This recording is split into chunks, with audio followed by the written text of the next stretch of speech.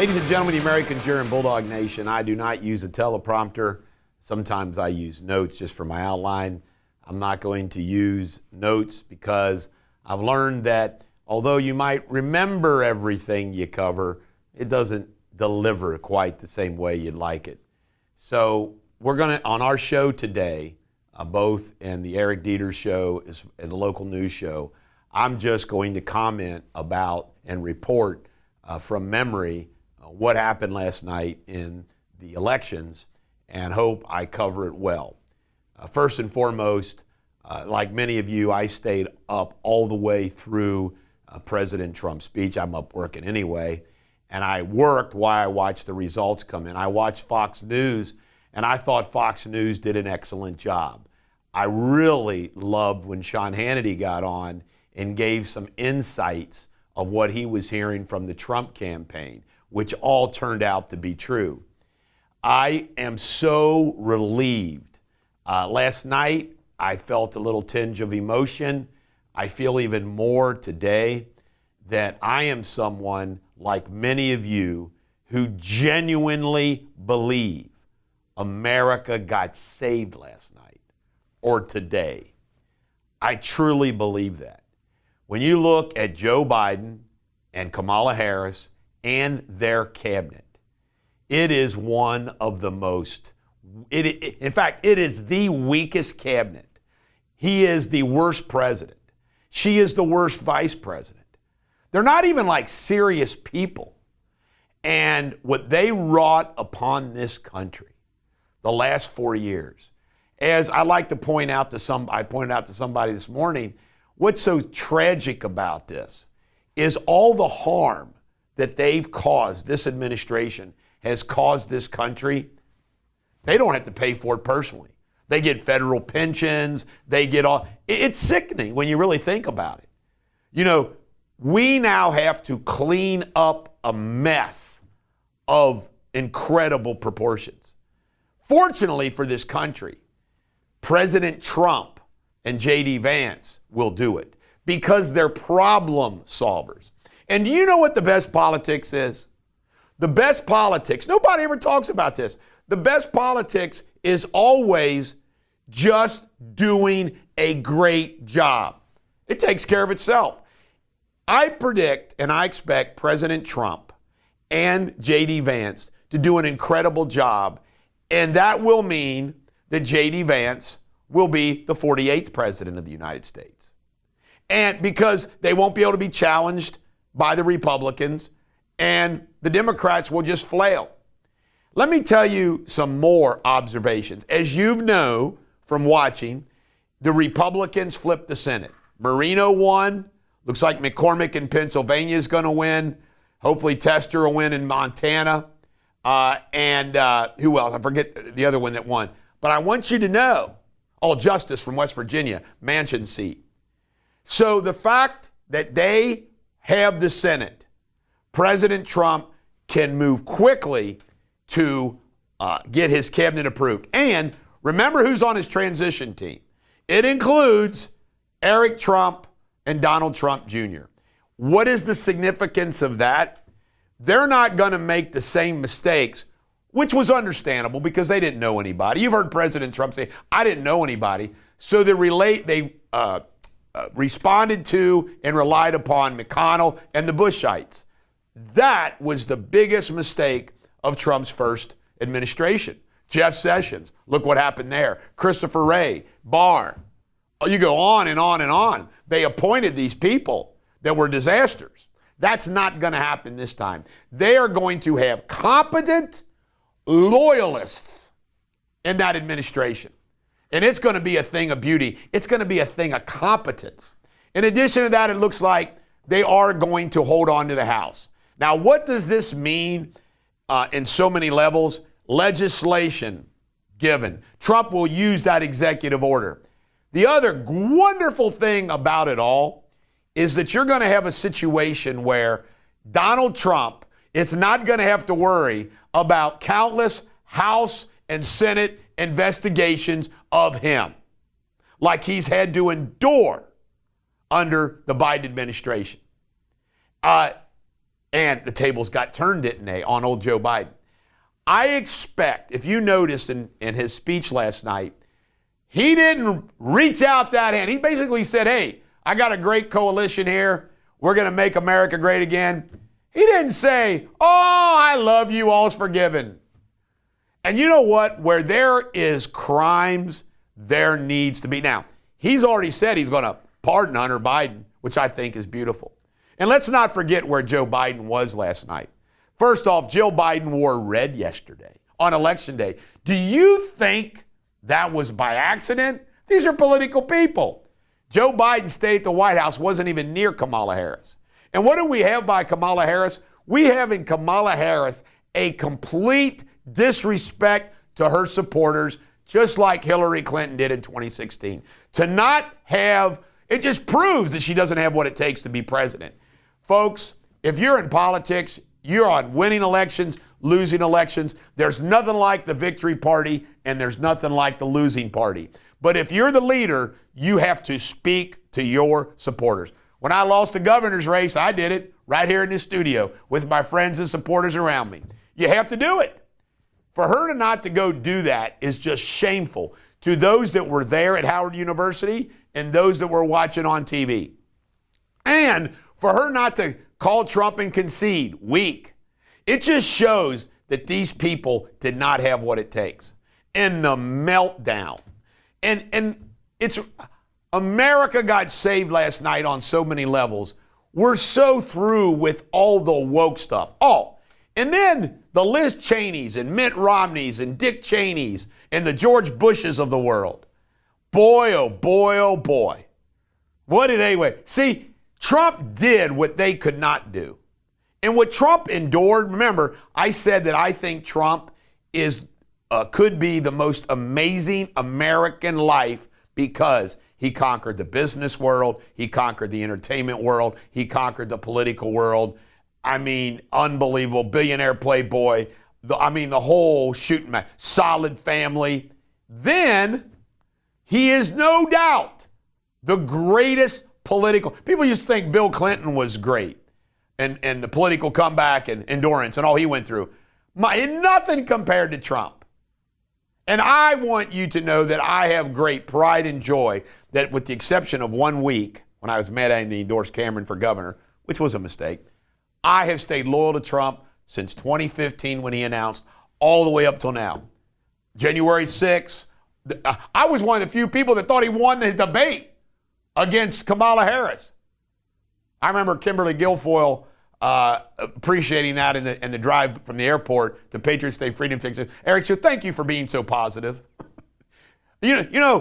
So it's just wonderful. And I just want you to know that isn't it wonderful for all of you MAGA folks that each and every one of you and myself, that we all played a small role in this?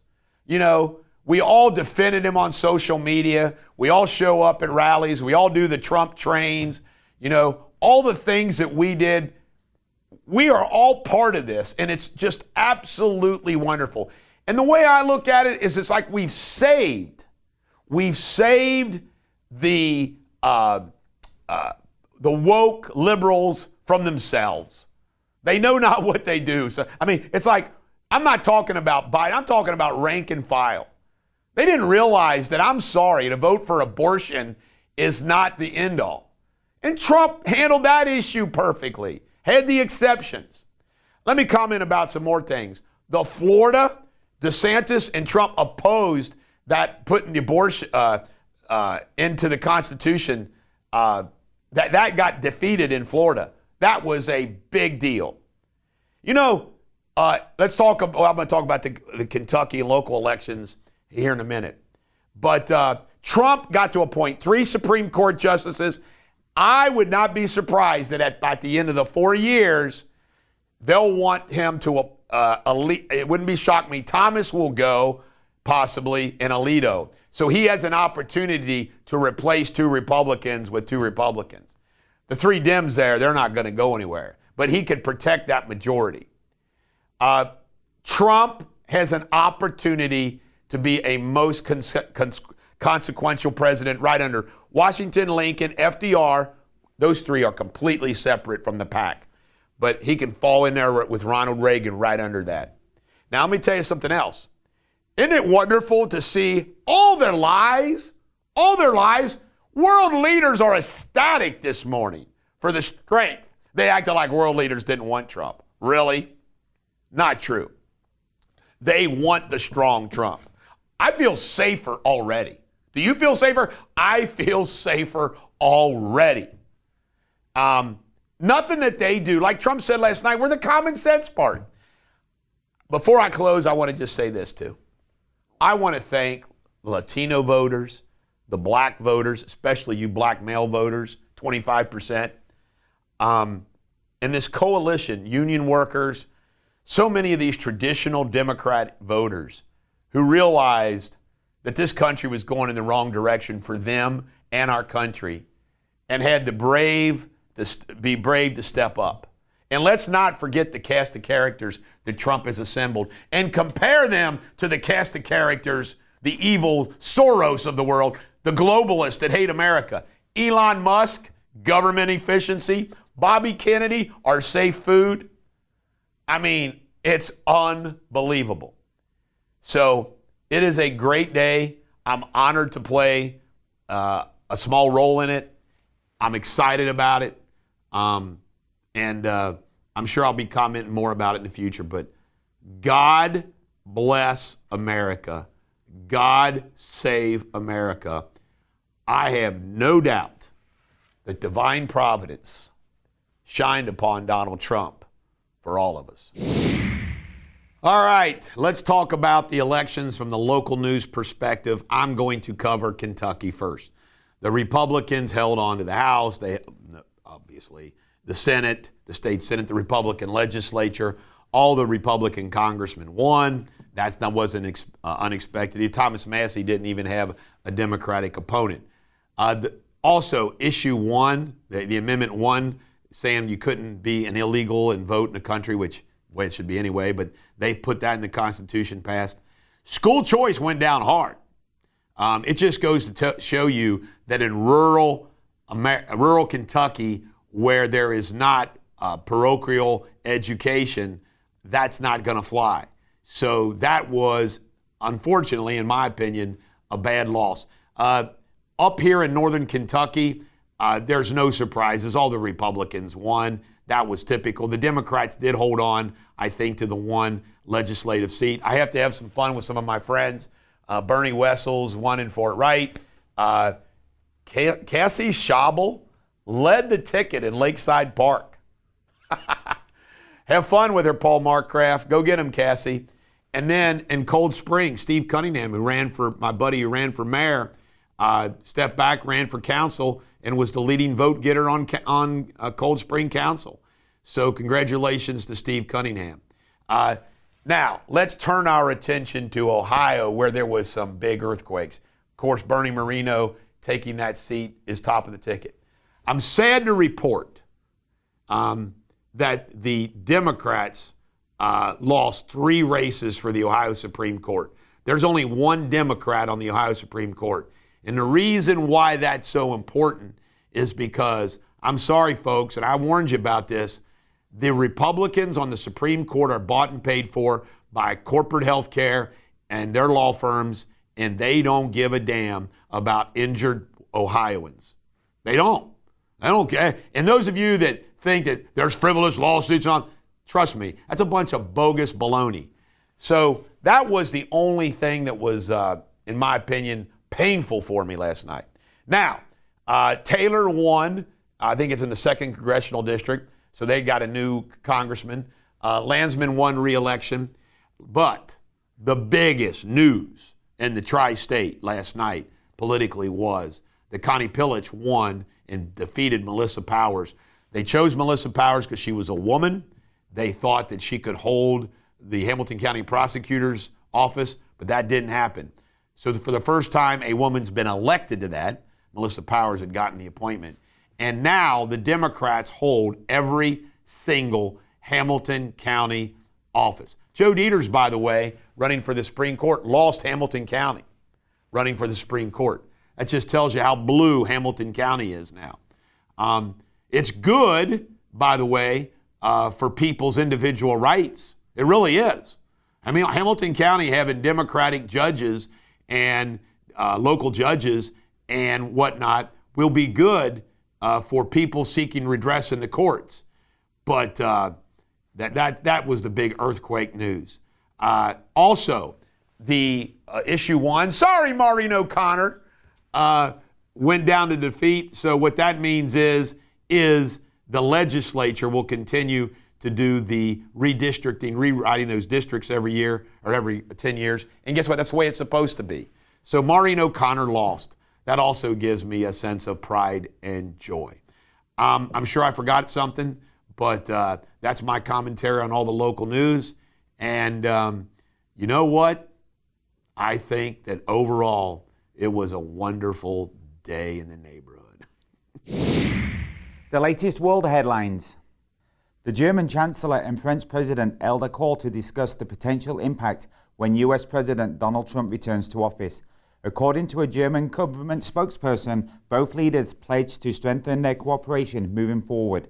The French president emphasized their goal of building a more unified and resilient Europe that maintains strong ties with the United States, while promoting European values and interests. The US dollar has surged in value as Donald Trump reclaims the presidency. Bitcoin also at a record high as traders anticipate new tax cuts, increased tariffs, and higher inflation in Trump's second term. In other news, Ukraine's top officials have reported the first encounter between North Korean and Ukrainian troops. Ukrainian Defense Minister confirmed a small group of North Korean soldiers were involved in the conflict. And Tel Aviv police deployed water cannons and protesters rallying against the dismissal of Israel's defense minister. The Prime Minister removed Gallant yesterday with ongoing disputes over their differing approaches to Gaza conflict. The decision has sparked widespread protests reflecting the deepening divisions within Israel's leadership. That's all I have for today. I will be back tomorrow. Let's go, Trump!